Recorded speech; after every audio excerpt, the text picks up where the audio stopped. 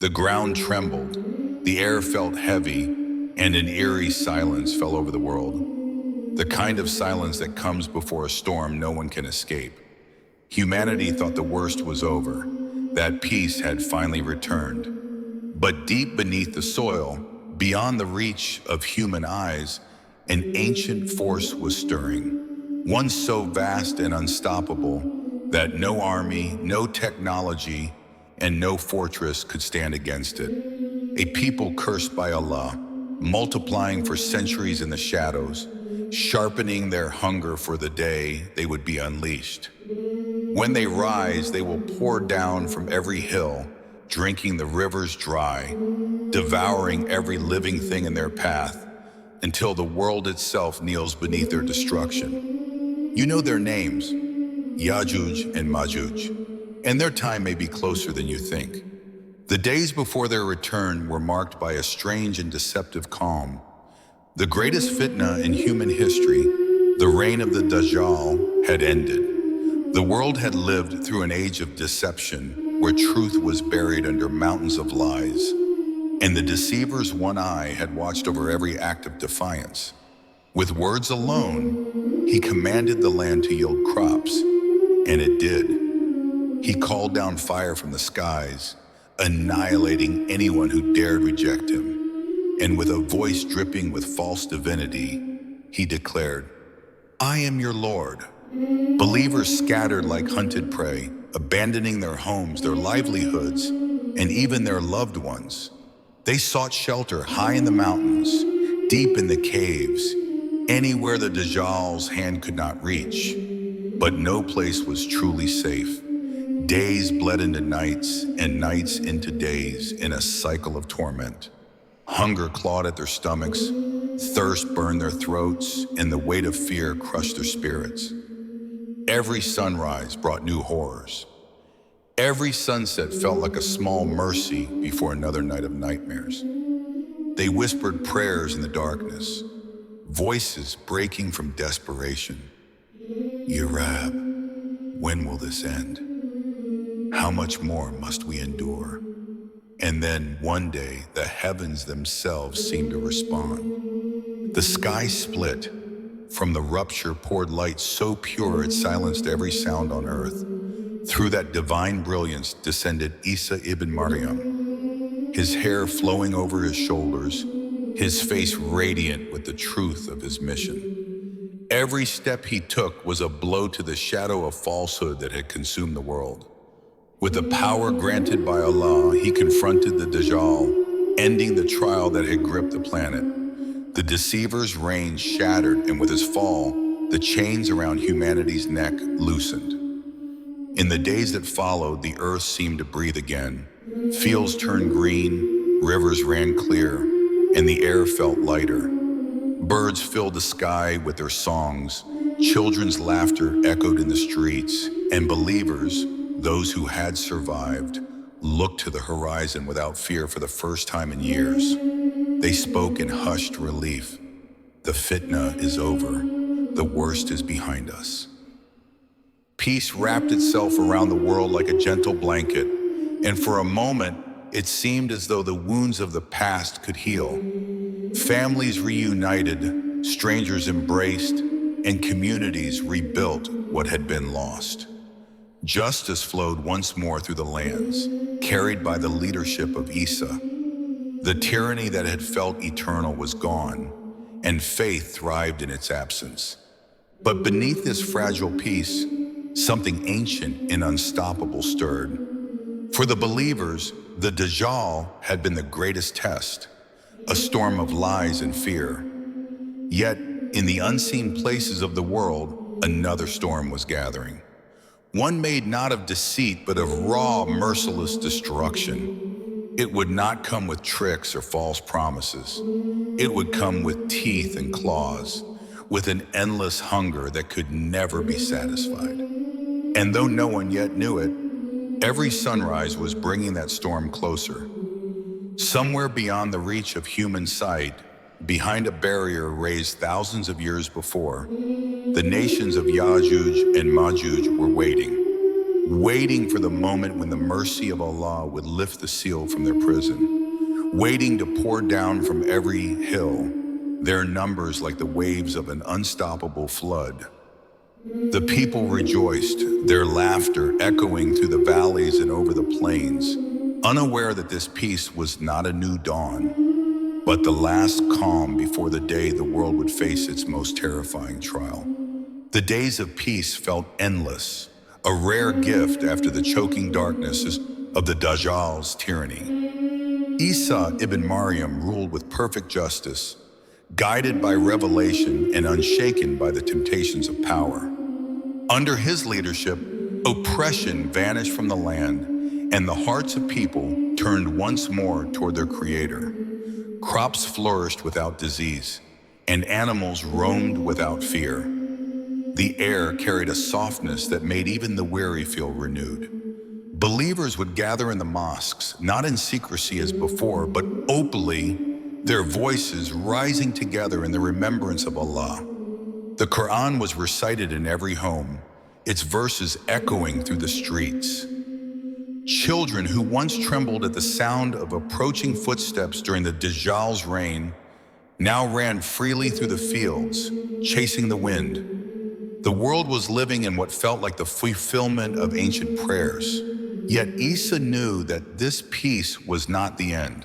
It was a pause in the great story of the world, a brief moment in which humanity could breathe before another chapter of destiny unfolded. There was a weight in his gaze, a silent knowledge that another test would come. And when it did, it would be unlike anything before. One day while Isa was with his followers, a revelation came, a sign so precise and urgent that it could not be ignored. It was a command to move, to prepare, for something beyond human comprehension was about to happen. He gathered his closest companions, and his words carried a gravity that hushed even the birds in the trees. There is a barrier, he told them, built long before your time. Behind it dwell nations so numerous that none can count them, nations that have been sealed away by the decree of Allah. Their names are Yajuj and Majuj, and the time is near when they will be released. The companions exchanged uneasy glances. Stories of these people had been told for centuries, but always as something distant, almost unreal, a tale to be spoken of in whispers at night. But Isa's tone left no room for doubt. These were not distant shadows. They were a reality about to tear into the world. He described them as relentless, their hunger unmatched, their numbers like the grains of sand in the desert. They would come down from every hill, flooding the land in a tide of destruction.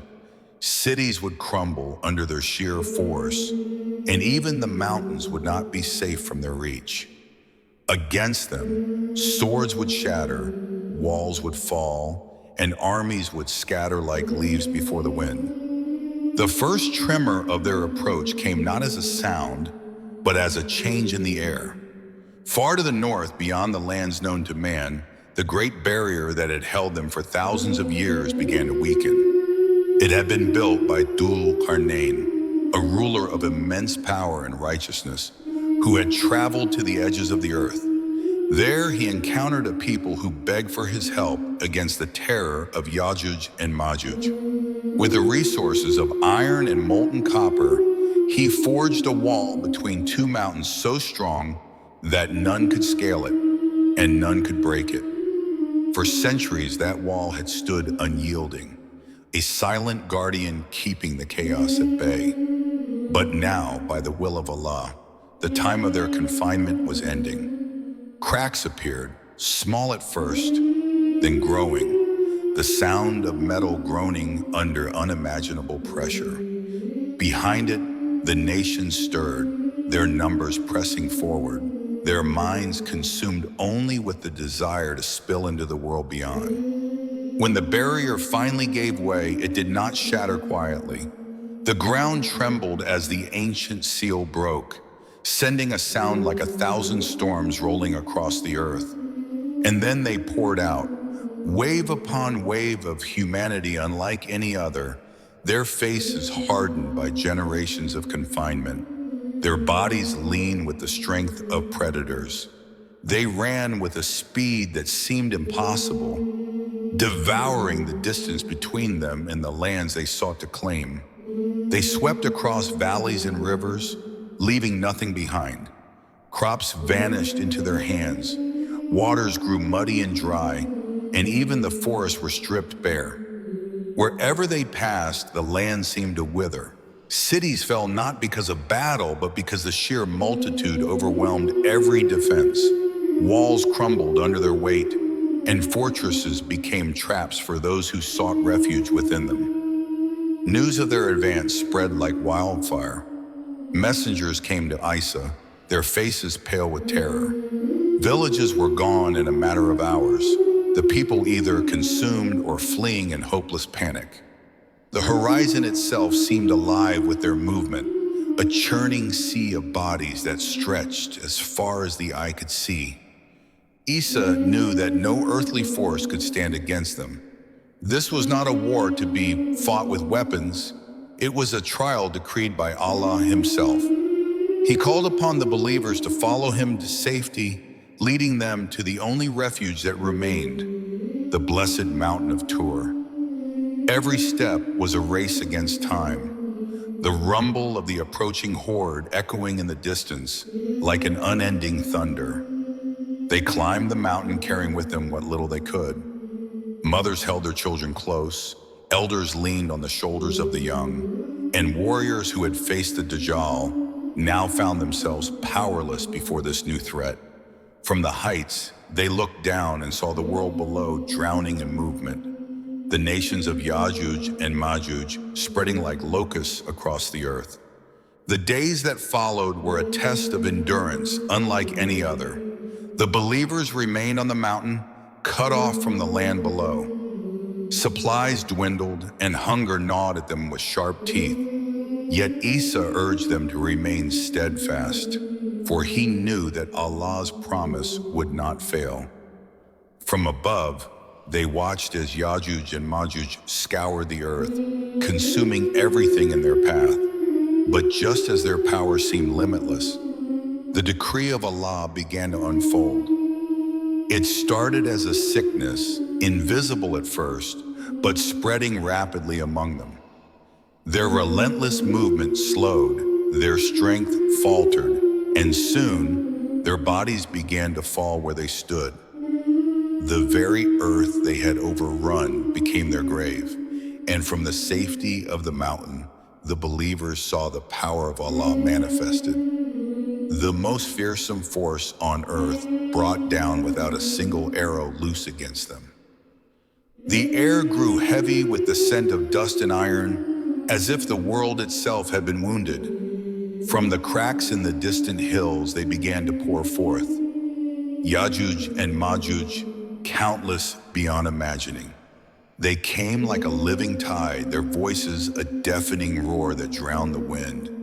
Their eyes burned with hunger, their limbs carried them with the swiftness of beasts, and their sheer numbers blotted out the land. From every slope, from every ridge, they descended, trampling the earth beneath their feet until the soil itself seemed to groan. They spared nothing. Trees were stripped bare in moments, their leaves devoured, their bark gnawed down to splinters. Rivers that had nourished lands for centuries were swallowed dry as they drank until the riverbeds cracked. Fields that had once been ripe with harvest turned to wastelands under their assault.